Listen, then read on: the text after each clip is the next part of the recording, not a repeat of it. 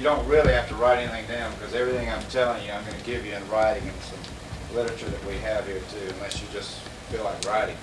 The name of our company is Numismatic Investments of America.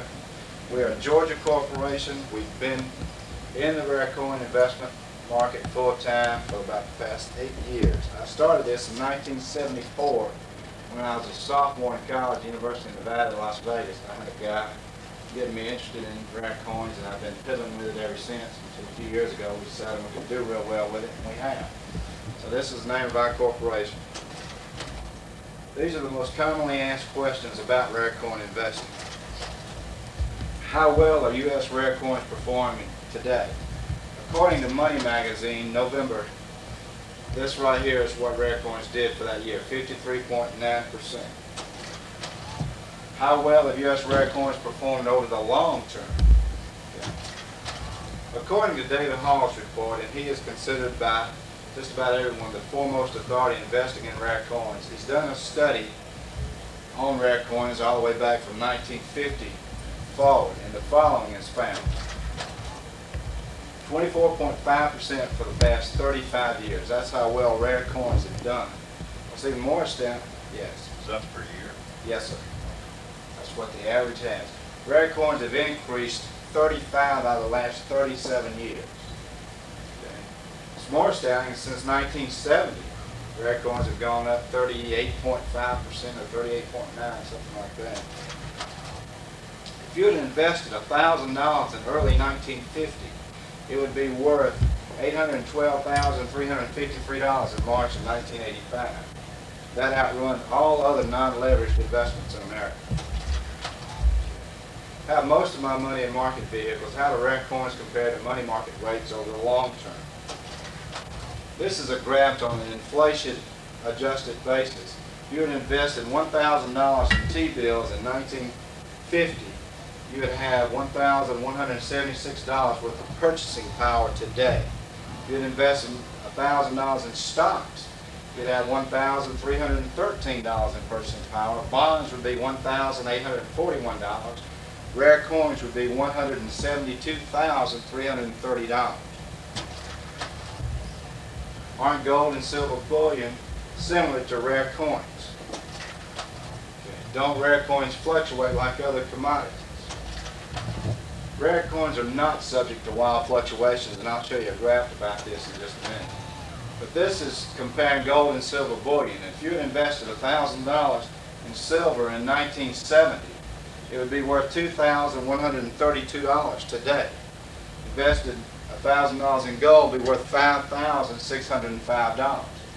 In rare coins, it would be worth $19,448. So you can see there's not really a fair comparison with silver and gold bullion versus rare coins. Why do rare coins perform so well? Can I expect this to continue in the future? Supply and demand. Supply is fixed. For instance, in 1919, there was X number of coins minted, and due to private and government meltings and damaged coins, there's less than 2% of those coins that were minted that year that's still around today, investment worthy. So strong demand. In 1954, there were 5 million collectors in rare coins. It's 15 million in 1986, and they're projecting about 20 million by the year of 1990. Okay? All these people, these 15 million, are fighting over the same coins that the 5 million were fighting for, so you know it's going to drive the prices up on the coins. How predictable is the rare coin market? Okay. How do I know when to buy or sell? Okay. The rare coin market performs in 6-year cycles. This is a study that's gone back since 1950. They go up for 6 years, and then there's a peak, and you call it a soft market or whatever. They level off, and then they take off again. But rare coins, like I say, out of the past 35 years have only decreased 2 years out of those years. So it lets you know how consistent the market is. How do I know the quality of the coins I am purchasing? The American Numismatic Association, the Numismatic Certification Institute, and the PCGS, which is the Professional Coin Grader Service. These are 3 out of, I guess, probably 30 grading houses across the country today. Now these 3 are universally accepted, and these are the coins that we deal with. The A&A graded coins and the NCI graded coins. And the reason we do this is it protects us and it protects you. You're going to look at probably $30,000 worth of coins in here tonight, and most of you, the reason that you'll think they're $30,000 worth is because we said they were. Well, we're going to show you the gradings of those and how they were priced and where we got these prices from and everything tonight. Okay. This is a certificate for the American Numismatic Association. If you'll look on the top right-hand side where it says Mint State 65/65, all right, coins are graded on the Sheldon scale from 0 to 70. 60 and above being investment-worthy coins. Okay, anything under that is circulated coins. 60 and above are uncirculated coins. Okay, I have never seen a 70 coin. I've seen some 66s and some 67s. But probably 98% of the coins you see that get up that high are not going to top over the 65 grade. Now what that is the coin is graded on the front and the back. Okay? So this particular coin was graded at 65. Some coins are graded 63/65, which that would be a split grade, meaning that the back of the coin is in a lot better shape than the front of the coin. The other one is the Numismatic Certification Institute, and I'm going to show you some certificates from them in just a minute. The other grading house is the PCGS. That grading house just started, I want to say last September, October, something like that. That particular grading house is probably more of a premium dollar for grading of those coins than any of the others that's out there today, and that's due to about 200 dealers, several of them pretty strong financially, got into the coin grading service, and what they've done is they've driven their coins up. And anyone that follows the market the past 60 or 90 days, those coins are starting to come back down to earth. But we don't sell those coins for the simple reason that we feel like they're overpriced at this time. 6 months from now, 12 months from now, when they get back down in line with the rest of the market, we might start handling those coins. But right now, these are the 2 main certification coins that we handle. How do I know I'm paying a fair price for my coins? This is the other most important thing we tell you when investing in rare coins. There is a gray sheet that comes out. It's called the Coin Dealer Newsletter. It comes out every Friday. And it's just like a black book in the car business, or if you read the Wall Street Journal for the stock market or something like that. It gives you a daily or weekly bid and ask price on those coins. We show you that gray sheet, and we go over the price of the coins that you're investing in, how we got to that price, and what the market is bringing. That way you know what you're paying for the coin. We had somebody ask us a while ago about liquidating the coins.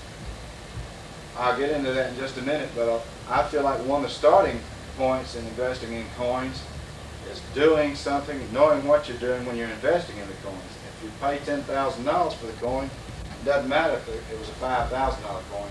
This way we show you how the coins are priced. And it's the Coin Dealer Newsletter. Okay. Here again, rare coins are the #1 investment in America. That's on the slide. Now what I want to do is I want to show you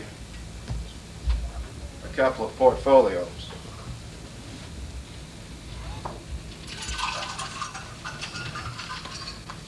And if y'all have any questions, I'll answer those while we're going over these portfolios.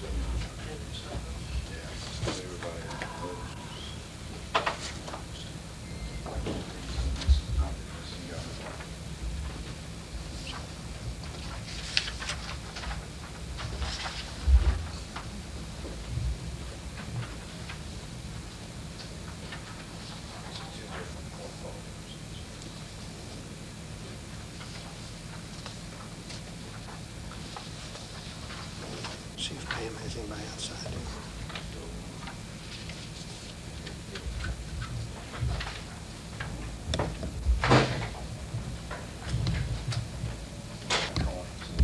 And what we do is we do the histories of each individual coin.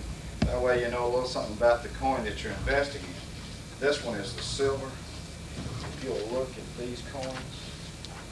Here's the certificates, here's the coins, and you can go right now. So that'll show you, if you look in 1955, what you could have paid for the coins, 65 and all.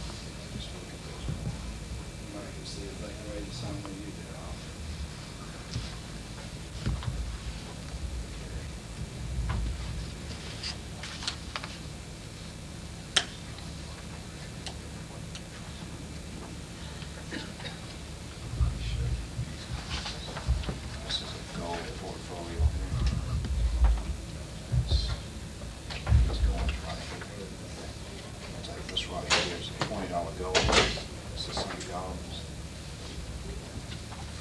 This is the coin. This is the history of that coin. This is their certificate on it. That's how much you could have gotten that coin for in 1935. That's how much the market was on the last 5,000. So it shows you about that coins. You can just go right down around every one of these coins with this whole. You can just look at all of them and then pass it down or whatever, unless y'all are looking together.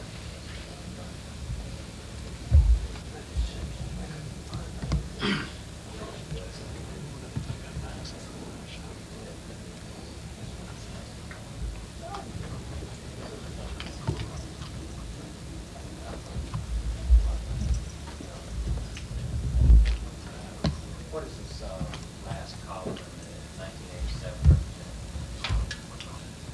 That's what our company's selling those coins for. Oh, this, like how do you? Get that price. So this is, yeah, how do you, what are you saying, this is the same? And then I get the gray sheet for you. There it is. What you want? Yeah, I'm gonna show you the real thing.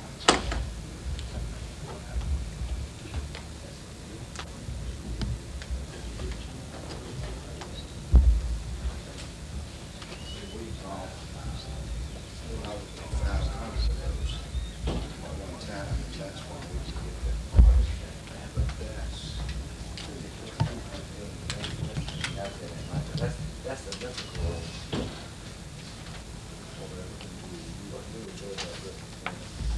I got about 10,000.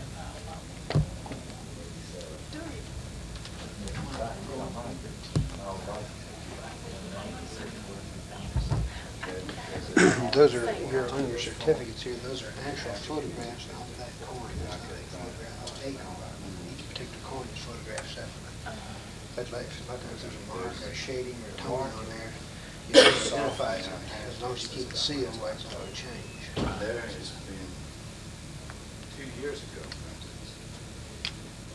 We could have some house on one of those coins because that was just Yeah. the market was high. It's like this we got. These particular organs. We use different things at different times. Sometimes we use big face, plastic. Just the handling of coins, I don't know how much y'all know about, but just the handling of them will take away from the grade. Just look this lady up, look and see it. I've only seen it, I've never, yeah, I've seen it, but only this is.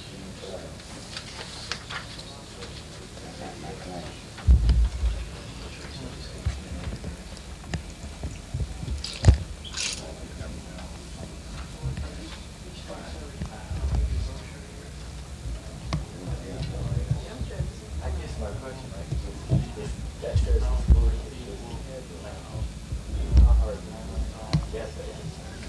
What if you bought coin from me today, you know how much I give you?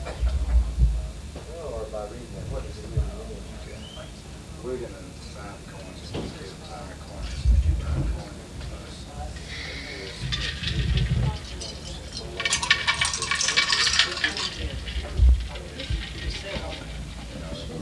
first page here tells it's a long-term investment, 4 or 7-year investment. But you're looking at, if the market's moving, you're looking at 12 months. 12 months, that's might be long, but you're looking at these 6 months. Unless you bought it at the perfect time. Does that answer your question? We give a buyback. We give a buyback. You buy the coin, and then we'll turn around 2 years from now, the current issue of gray sheets, you're going to sell maybe 20%. Whatever that is. Yeah, I guess what it said, what does that really represent to you? It represents an arbitrary figure that you need 80% on it.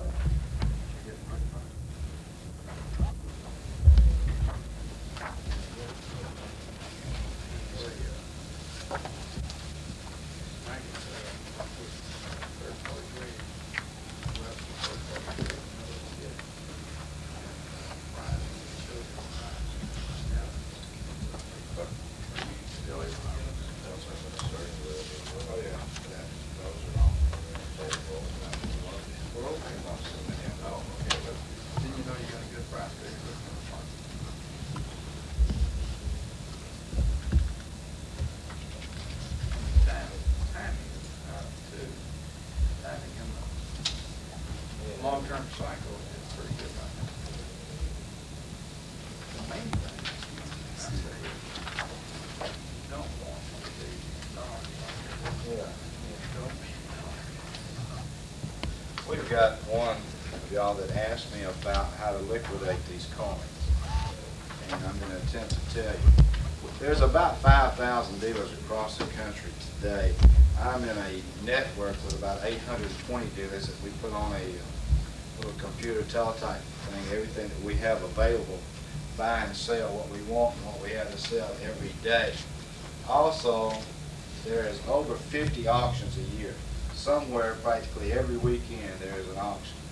Now, preferably we'd rather you come through us to sell the coins because we might need them or want them for our portfolios to our clients. If we sold the coin years ago, then we want to sell it again because we know the quality of that coin. Okay, but if you wanted to go through an auction house and you didn't want to go through us, or I'm dead and gone, everybody else is dead and gone, all you have to do is call either NCI, which is the Numismatic Certification Institute in Dallas, Texas, or the ANA in Denver, Colorado, the American Numismatic Association. They will tell you where the closest auction is and give you that number and address, and you can go directly through the auction house if that's what you wanted to do. So you can liquidate the coins that way.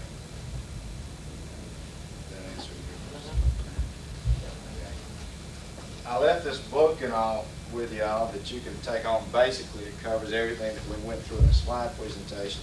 And there's some other literature that I left. Is there any questions that I could answer for anybody that I didn't answer individually earlier? Okay. I want to hand out one question. Sure. What's the date, year, or what have you want to use? Is a rare coin versus just a coin? Basically, what we're going on is on the gray sheets, how far back we go. The Morgan dollars, for instance, everybody's real familiar with those. When they quit making the real silver coins, those coins are really not worth anything as far as numismatics are concerned. They give me a sense that. And see, there's no more gold coins made except for the American Eagles that were just made, and that's a bullion coin. Now, there's two schools of thought on that particular coin. They say it's never going to be, because there's so many of them minted, and it wasn't used for currency, that it's never going to be a numismatic coin. But if you tried to buy one lately, or if you tried to buy one when they first came out, you paid a premium price for that coin. And I mean, you might pay $500 for a coin, it's only worth $416, and that's hard to do. It's hard to justify in your own mind, because all it is a bullion coin. So all the gold coins that we have are all numismatic coins because it's been years since they made it. Any more questions? Let me just say, this is very fundamental, but we're just getting started on getting into rare coins and developing the stage. What's a good way to do that? What's a good thing to read there? Okay, I've got some books back here. It's the Investor's Guide to United States Rare Coins. It's probably one of the better books and the most knowledgeable books. The best way to get started investing in coins, if you're saying I'm not sure what I want to do, how much I want to do, anything like that, buy yourself a coin. I'm not saying you have to buy one from me or anything. Buy a coin, study that coin, follow that coin, see what it's doing, and just follow market a little while, and then you call back and you want to try another coin or something like that, and just go that route. Okay. We would probably prefer that you go ahead and get yourself $5,000 or $6,000 worth of it. But that's all relative. You can spend, you know, $5,000 to somebody is like $500 to somebody. But does that answer? And I've got several of those, and I think they retail for $17.95, and we paid $13 or $13.50 for it, and I'd be glad to get one if you'd like. There's only one more thing I'd like for you to fill out for me.